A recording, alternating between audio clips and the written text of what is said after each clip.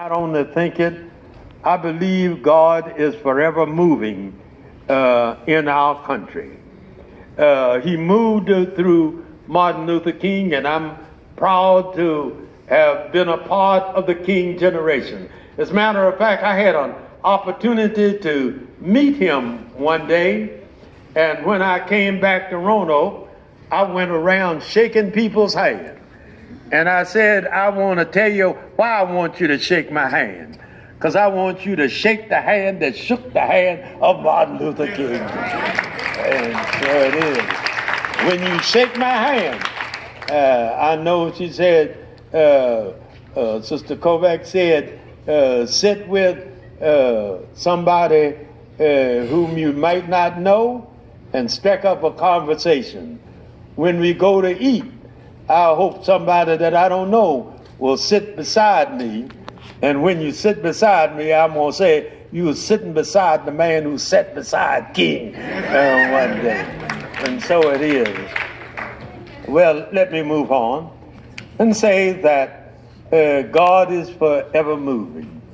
But the movement did not start with King, and it does not end with King. Before King came on the scene, there were the slaves, like the people in New Orleans, as a story told about a slave on the dock, and they asked him why he was able to smile. And he said, I may be a slave here in New Orleans, but I'm the son of a king back in Africa. And when I smile, I'm smiling because I remember where I've come from. There were insurrections. There were all kinds of things that went on before King. There were things that happened in King's day.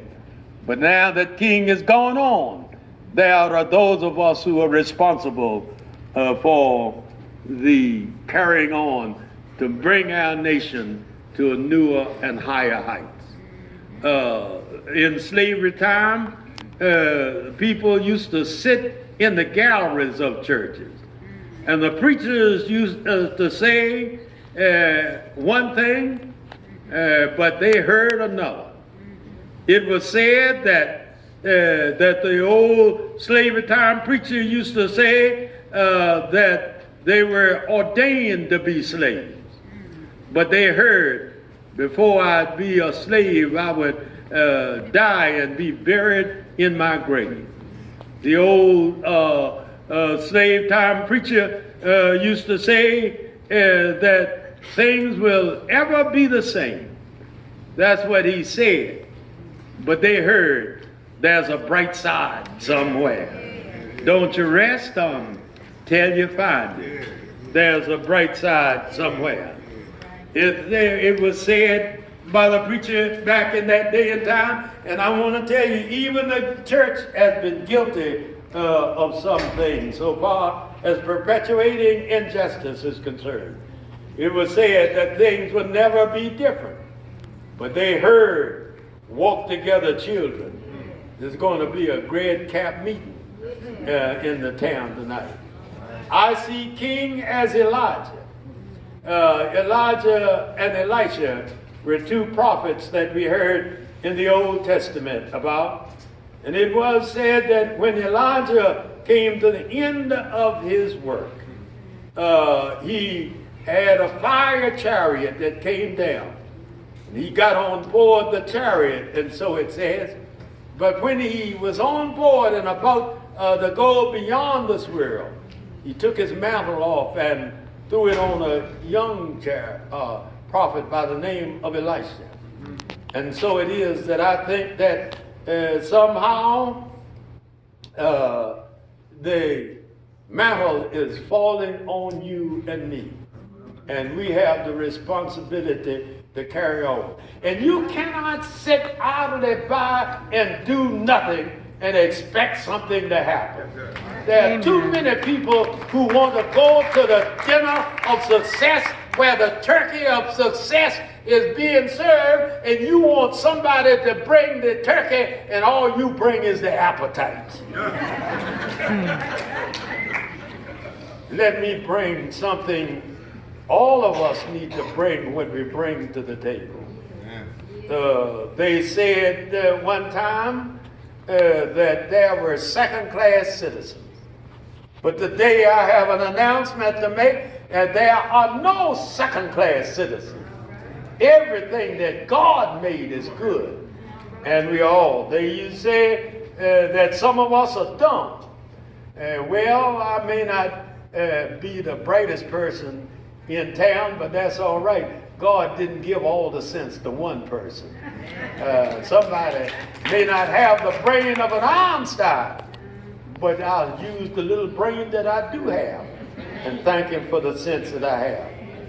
Some people say we are ugly. Well, my answer is beauty is in the eyes of the beholder. And what you think may be ugly, maybe somebody else said, look at her, the fine brown frame. Some say we make too much noise. And I might have hollered too loud today. If I did holler too loud, excuse me. But when I see an audience like this, and when I see what is happening in Floyd, and when I see the cooperation that is going on, I can't help it. I get loud. Something that makes me feel good. Oh, I have electricity in my house. And when I came here and I saw what was going on, it blew my fuse. My second breaker came. And I feel good. Matter of fact, Coach, I want to say something that I may not ought not to say, but I'm going to say it anyhow. I've been around a long time. As a matter of fact, my last birthday was my 91st birthday.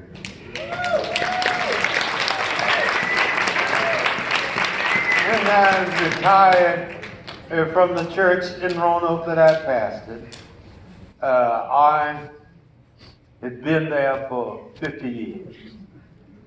The Lord has brought me a long way, and I've seen a lot happen. When you've been around as long as I have, when you have seen what was and what is, and what is about to be, you get loud sometimes. So if I'm a little too loud for Floyd, excuse me. I've come from where I've come from. And I have come